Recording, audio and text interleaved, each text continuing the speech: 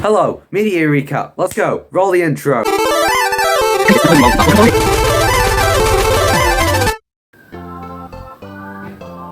Oh, hi. Didn't see you there. So, media, we've all heard of it, right? And I'm going to recap a part of it, because that's what I've been told to do. So, we're going to be covering audience categorization. If you don't know what that is based off age, gender, and personal details. 68, crocodile. I have nothing. So, as well as that, you've also got business and audience goals. Business goals is where they want to make as much money as possible while selling as much profit, making as much profit, and also making sure their business stays alive. An audience categorization is where you support the audience by giving them fair deals, good products, and making them want to buy more. If you fail to do both, your business will shut down. Just like a certain company that's suddenly shut down. Oh well, I don't need to think about that right now. Within audience categorization, there are 3 subsections, those being demographic, geographic, and profiling. And demographics, that'd be stuff like age, income, stuff like that, you know, the things that I don't have because I'm a mortal and I don't have a job. Yeah. And also even smaller subsections of the subsection would also be family status, religion, and ethnicity.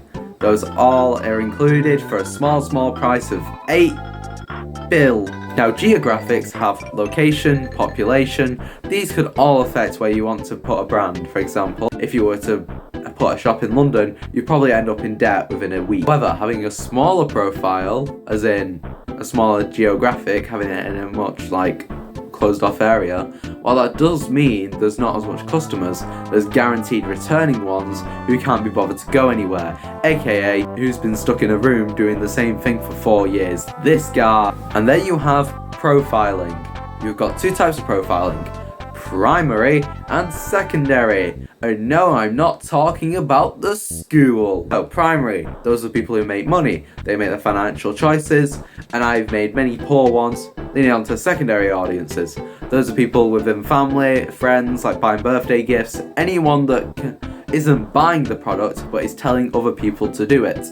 Now, the majority of people would focus on primary, but it's also important to keep secondary because, you know, people just don't like buying anything. Just see inflation, meet up with them, dine with them, have a TGI Friday. Now we move on to psychographics. Those are very important as well. Psychographics focus on the personality of a person who basically shops at their place. For example, Pret Coffee, who own a £20 subscription fee where you get 5 free coffees a week. That's because the audiences like to shop and get coffee, and the fact they're offering free coffee, that means that they're more likely to receive more customers buying more coffee, so therefore they can get 5 free coffees, but they're also paying a subscription of £20. And you see, I'm tired of businesses taking the mickey like that. You know, first Disney Plus, now still Disney Plus because no one else can buy the rights to Mickey. Stuff that could also affect the psychographics are the personalities, beliefs, and attitudes. So basically, if you're going to sell something that was basically slaughtered, you had to slaughter like children to get it, they're not going to buy that. But however, if you say you didn't do that and you just went peacefully along, people are more likely to buy that because they're beliefs, unless they're a psychopath and you've just marketed to the wrong audience, and now you've got a bunch of Jeffrey Dahmer stans who watched 2 minutes of the Netflix show arriving at your business. Something else that affects psychographics are barriers. For example, is this person going to afford it? Do they want to be interested in this product? All questions that you can answer if you just, I don't know, just look at people and go, maybe they are useful. These are bad jokes, I'm really coming up with money. Basically, if they're earning enough money to buy the product, are they going to buy the product as well? So, those are all very important to take into account as well when you're figuring out these. And also interests as well. Because obviously, you wouldn't be human if you didn't dislike someone else's thing. However, there is a clear difference between psychographics and interest-based. And if I didn't recap what interest-based is, well, you're gonna suck. Oh, Oh joy, it's quantitative and qualitative data. Good morrow, chum. My name's Charlie and I like stretching down the promenade with my good friend George. And you know, some things are just best left forgotten. Quantitative data shows where the audience is coming from. For example, could it be through a recommendation of someone else's website, searching up something, or using a computer, mobile phone, that sort of thing. So it helps people identify whether they're reoccurring visitors who are visiting on numerous other platforms or they're voicing the exact same platform, and it enables to recognise what they like and dislike from the website that makes them want to come back and stuff. Qualitative methods, however, are a lot more one-to-one. Instead of studying the person from far away, they actually conduct surveys, one-to-one interviews, and also focus groups. Focus groups are quite helpful because it helps status a general opinion.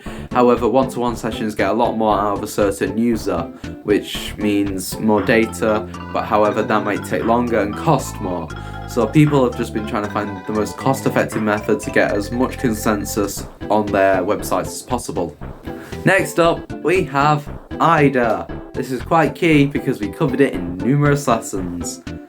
This stands for awareness, interest, decision making, and action, when instead it should stand for attitude, I don't care, do what you like. Awareness is where the customer becomes aware of a problem that they have. For example, their fridge is running and they can't catch. I stands for when the customer researches the websites, that's interest. They have an interest in that problem because their fridge is running and they'll never catch it. If they never catch it again, they'll slowly realise that they don't have food. The food they have left is not long enough to survive, so they perish slowly out of their own way. Their only fault is that they didn't catch their fridge. D is when the decision making. So the customer has decided on multiple websites that they need to make a decision on which one's the best to purchase their problem from. You know, like we all purchase our problems away because we can't deal with them up front, so we use other methods to get rid of them. And then action. They make the purchase from the product. So, what can we learn from IDA? We're able to track down the people who were searching for the problem, so therefore we can learn what websites we can make to make it more suited to their problem and make it more appealing, so therefore they're more likely to buy the product from us. So, we've been constantly trying to track down our audience now to the point where we might be on a watch list, but how are we going to find them without being weird? Well, we use Google search trends, supported by Google, and is definitely secure enough to find all your data without getting noticed on the internet. No sponsors here. So, Google Trends is a place where you're able to search up your website and find out results for example, what are people searching for it, how many people are searching for it, what different subsections are they talking about, and also how much it's costing the person to put their website on there. Most of the time, they're gaining money from it, but sometimes if you pay to be at the top of the Google list, you're losing quite a lot of money per click. So if I was to search up my YouTube channel on Google Trends, how often would it appear? The answer would be, not enough. You see, we're so close to 400 subscribers that I bet if I upload at least one video this year, we can get to that goal. So, please hit subscribe, and you'll become one of the many people who say, yay, to, I don't know, whatever you like really. Unless it's bad, then I don't support it. Because that's how the internet works now. Anyway, please do consider subscribing, because YouTube will burn down your house if you don't. So as well as Google Trends, we also have Answer the Public, where it's basically the same thing. It provides you with the same interests, but it's not supported by Google, so therefore you're more likely to get hacked and therefore lose all your subscribers. So, we've looked on how to appeal to our audience, and how to look at them, and how to sneak down, track down their house, their location, what they're searching, and bury them in the back garden. Now we need to advertise towards them, because you know, we haven't made just enough money just yet, unlike some companies. Anyway, what would you do if you had a young audience that you were trying to advertise towards. Most likely, you would make a dumb skit promoting your brand that lasts 30 seconds, is probably posted on TikTok, and probably features the cat that everyone hates, you know.